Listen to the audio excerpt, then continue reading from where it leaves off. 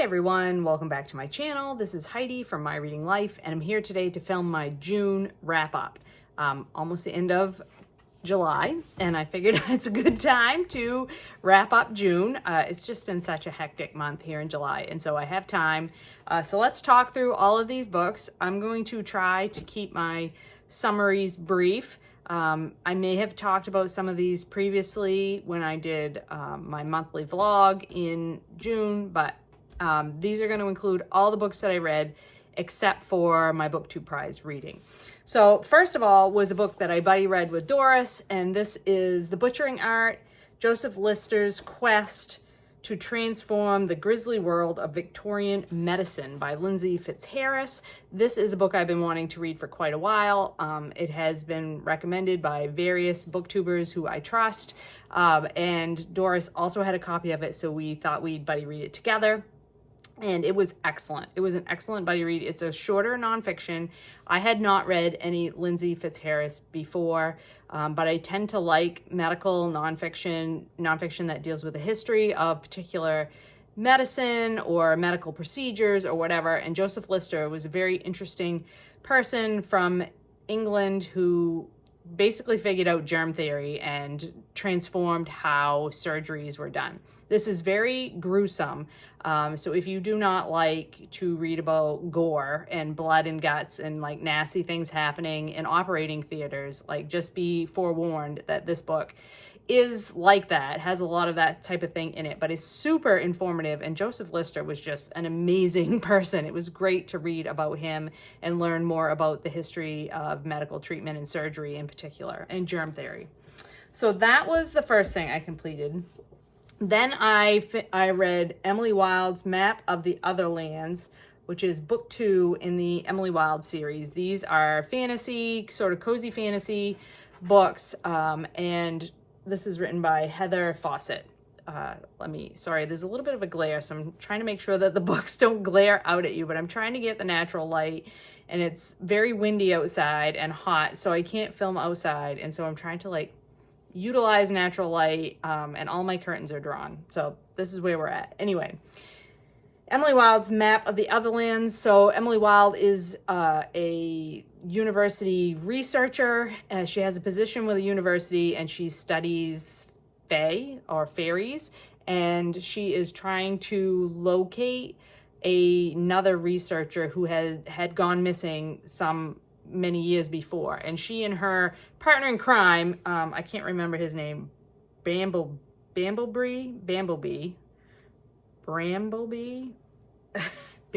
I think is his name.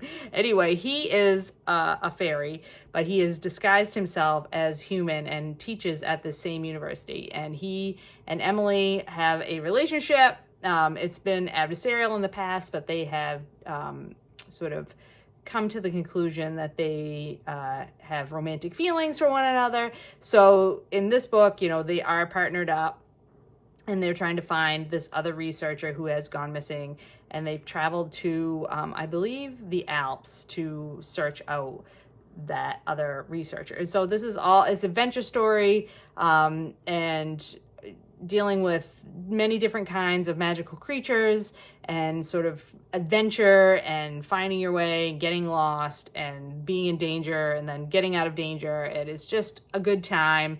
This is not, you know, serious literature, but it is fun. And if you like fantasy, if you like stuff about the fae or fairies, but you don't like a lot of political drama or anything like this, like these are very cozy adjacent type fantasy, I would say. So enjoyed my time with that one. I then read Catch the Rabbit by Laura Bastasic.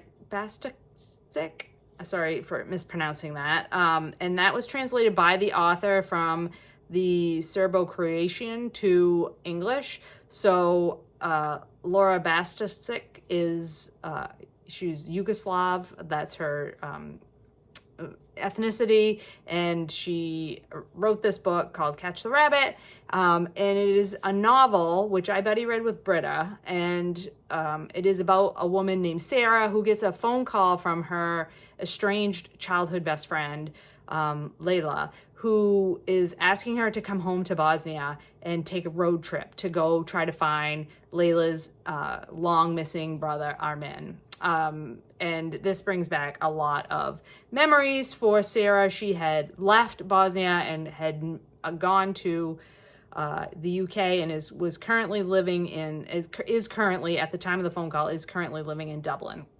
But she can't resist the call from her previous, a friend who she's not just friends with, she's kind of has a little bit of an obsession with.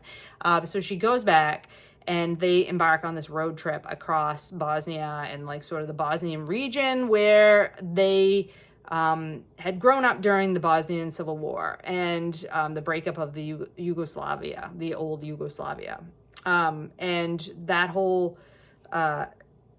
time in history had really influenced them. They had a very tumultuous relationship as childhood friends, and that was all against the backdrop of the horrible civil war that was going on in that area at that time. So there's a lot of, this is like a very toxic friendship kind of a book. It is, I don't know. It was not my favorite thing that I've ever read. I had a difficult time with it. I really liked the beginning. I thought the imagery that the author constructs is very like vivid and evocative, and I was really like digging it. But it just sort of devolved into this situation where I didn't understand why these two women were like putting up with one another. Like they just didn't appear to like each other very much. They were awful to one another and they just did weird things, and there's a lot of like just very strange episodes, and it's very like the history of Bosnia is sort of looming over all of it, and to the point where there's like perpetual darkness in some places. So there's like a little bit of magical realism stuff going on, which is not my favorite. And then the book just kind of ends. And it just felt very unsatisfying to me. So that was not a great success for me. I liked parts of it. I thought the writing was really well done, but it did not stick the landing for me. And I tend to not love toxic friendship stories anyway, so it's probably not really a surprise that I didn't end up loving that one. But I am glad I read it because it is from a part of the world that I don't have a lot of familiarity with. And it was nice, not nice, but it's important to read about places and events that you don't know a lot about in order to, gain understanding. And so I am glad to have read it for that purpose. But like as a narrative, it was not a huge success for me. The next thing I read was a book for Caribathon, and that was Dominicana by Angie Cruz. And this is a novel about a young woman named Anna who dreams of moving to America. She ends up being sort of coerced into marrying a much older man who has immigrated to the United States, and he takes her with him. She's just a teenager. He's in his 30s, and he is not very good to her. And so she is in New York City and is very isolated because she doesn't speak English yet. And he just sort of leaves her alone in this apartment and does not take her out and give her any sort of a life outside of their apartment. And then she is introduced to his younger brother, Caesar. And Caesar is her lifeline in the United States. And then her husband goes back to Dominican Republic, and Caesar and she become closer. And so you've got this sort of triangle going on. And it is a really interesting story of immigration and what it's like for people to move to the United States. This took place in the 70s or 80s, I think. 65 is when it first starts. So it goes through the 60s and into the 70s. And so the time period of, immigration at that time period and into when there was a lot of people from the Dominican Republic and other Caribbean nations coming to New York City, and what that was like, and sort of the community that they were forming, and what the rest of the people, how they were treated by other people in New York City and the United States, how isolated immigrants could be because they, they were learning the language, but also because they were put into, like, they would go to neighborhoods where everybody else in the neighborhood was from, where they had come from. And so it's just a really well-told story. It's a coming-of-age story. It's a finding yourself story. I really loved Anna's character. She was she just had a lot of spunk, and just, she really learned from her mistakes and really grew as a person and was willing to, like, accept responsibility for the decisions that she made, and, like, was willing to, figure out how to make it work. And, there's a lot of sadness in this book too. She is abused.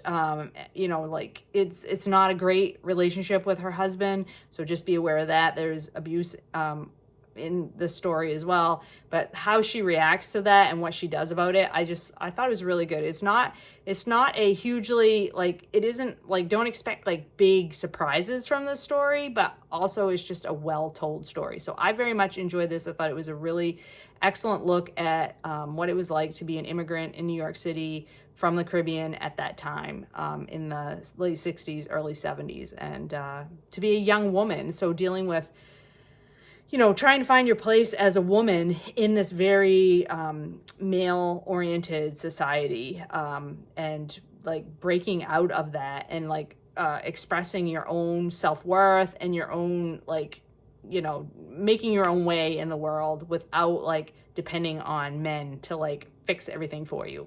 Just an excellent story, well told. So definitely recommend Dominicana, particularly if you're looking for books by Caribbean authors. So that was great. The next book I completed was one I think I did talk about in my vlog in June, and that is The Man Who Died Twice by Richard Osman. This is the second book in the Thursday Murder Club, about a group of elderly people in Great Britain. There, I could spit it out. I wanted to say United Kingdom, and it was getting mixed up with the United States, and oh God, it was a mess. Anyway, group of older people in the United Kingdom who live in a retirement community and who solve murders. And I just love it. They're super funny. They're sort of on the edge between cozy and not cozy mysteries, because there is violence on the page, so just be aware of that. But I just love the characters. The characters make this series what it is, and just love their interaction with each other and with the wider community. And we just don't have enough fiction out there with older people as the main characters. And so Richard Osman doing the work and putting those characters in front of us. I loved it. The next book I read was an audiobook, and that was Chain Gang Allstars by Lana, Kwame, Adjei-Brenyan. This is one that I'd had on my Kindle for a while, and then I decided to listen to it on audiobook, and it was a fabulous audiobook. It is it has more than one narrator, so you get in various voices, and the story is about how in the future in the United States, the prison system has developed this sort of reality TV show type competition, Hunger Games type competition, where inmates, women, both men and women, can opt in to participating in this competition, and they form teams, and the object is these teams fight each other, and somebody dies, and that means whichever team the person dies, like, one team will win when somebody from the other team dies.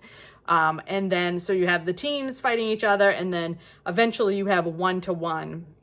You also have one-to-one matches. So there's group fighting and there's individual fighting, and through those battles, your team and you as an individual, like,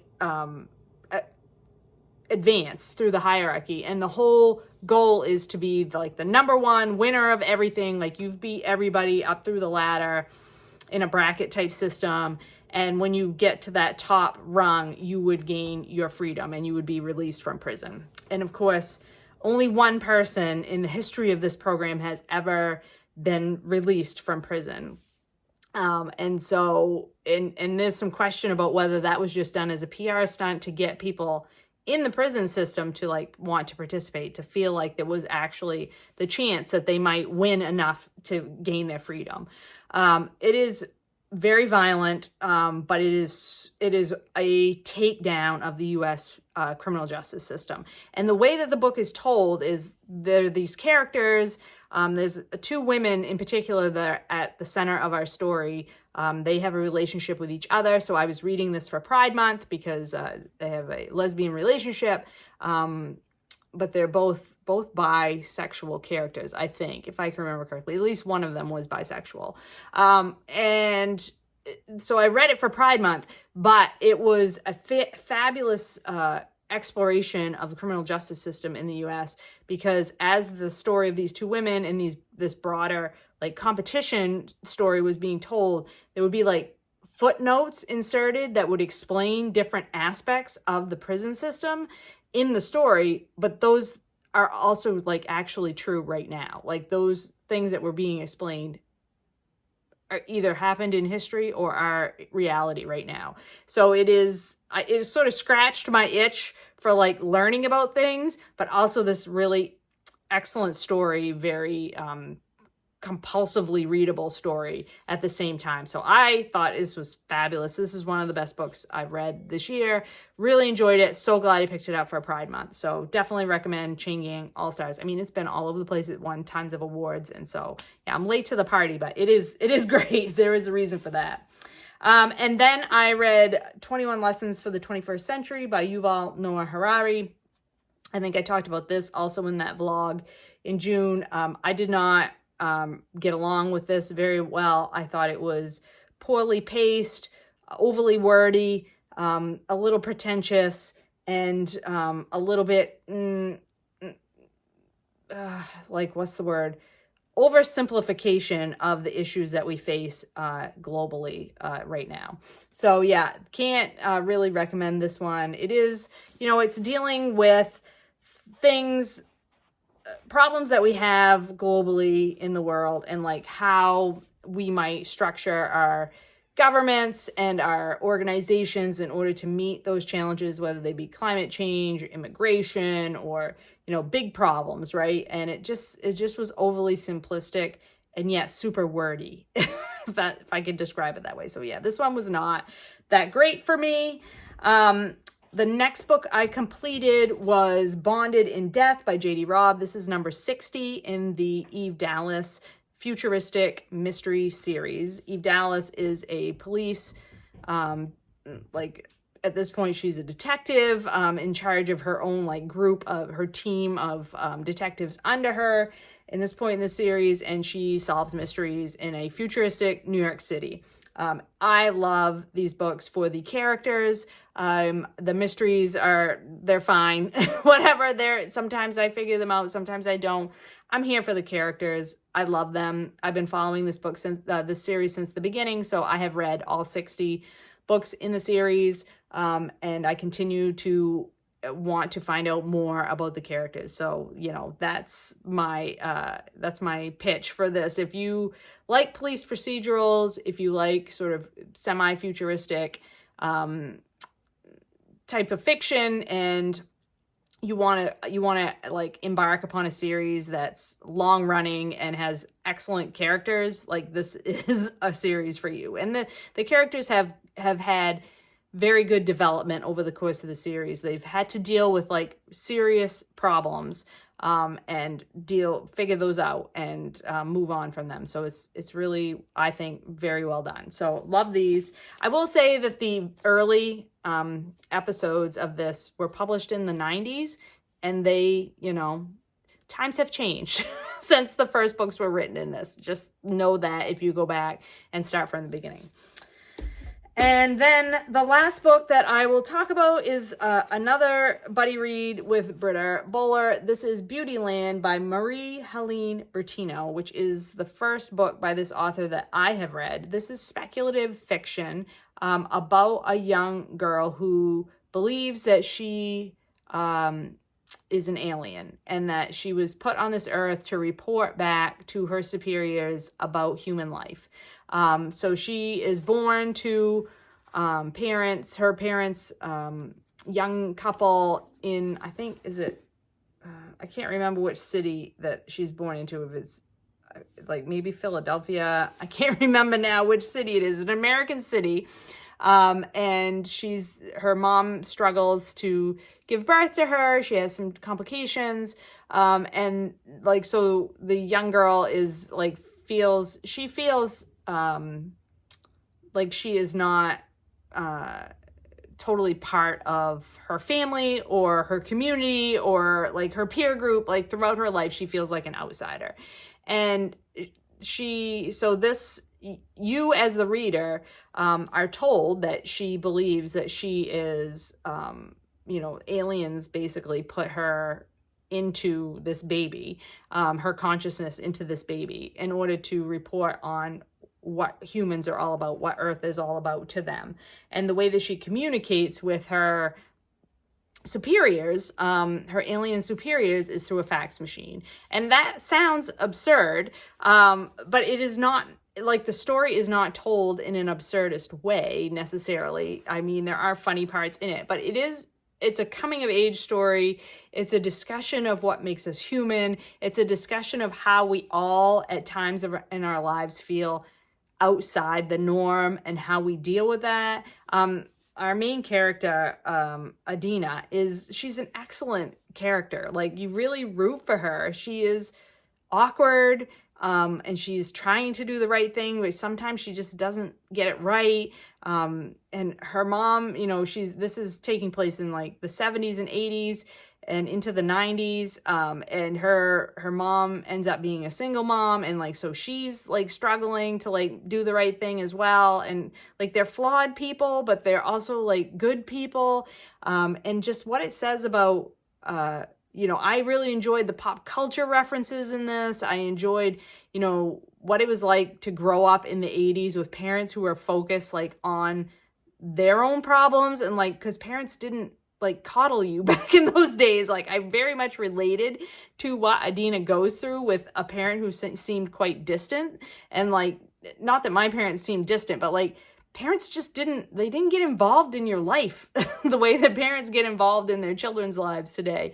And that just really resonated with me. And I felt for Adina. Like, again, I don't know that it really 100% stuck the landing for me at the end, but I think that the way the book was written, the ending makes sense. So yeah, I enjoyed this book. It was a good book. It is not like a favorite book of mine, but I am really glad I read it, and I did enjoy reading it. So yeah, that's my thoughts about Beautyland. Those are the books that I read in June. It was a very good reading month, and so I am pleased with my, I got through a lot of books that I had physically on my TBR, and so that was a real great accomplishment for me. I hope you got some good books read in the month of June and are continuing to plow through the books in July. I hope you're all doing well, and I will talk to you later.